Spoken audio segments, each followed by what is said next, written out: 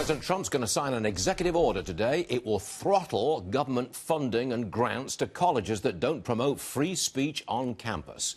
Come in, Harmeet Dillon. She's a board member of the National Republican Lawyers Foundation. Harmeet, welcome back to the program.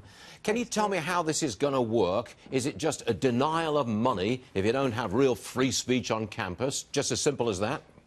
Well, I think there's some details that we don't know yet, and they're going to be unveiled in the signing this afternoon. But my understanding overall is that federal funding or grants for these universities will be tied to the extent to which that they do not promote, but just permit free speech on their campus. And we've had a real rash of censorship on college campuses that hurts all the students. And so I think this is a really important step. I believe there's another part of this that also ties some aspects of the funding and loans available to students to how successful their colleges and universities are at actually placing them in jobs where they can earn money to pay them back. So I think that's going to be interesting to see as well. Wait, very hard to enforce that, I'd say.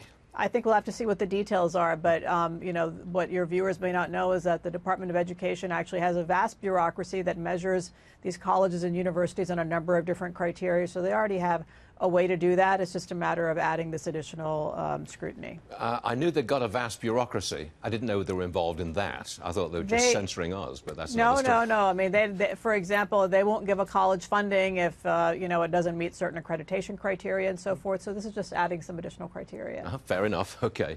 Now, social media. Just listen to what President Trump had to say earlier this week about their bias against conservative ideas. Roll tape, please.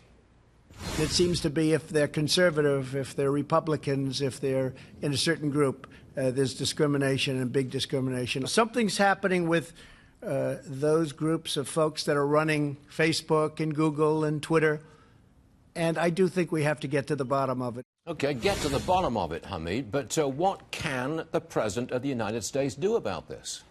Well, for one thing, there are some regulations that protect these social media companies from lawsuits in a way that, for example, Fox News and other television broadcasters don't have protection. And so if they're going to be engaging in publication and censorship and weighing different opinions, then they do not need protection from liability for their actions when they do that. So that's one thing under the Communications Decency Act.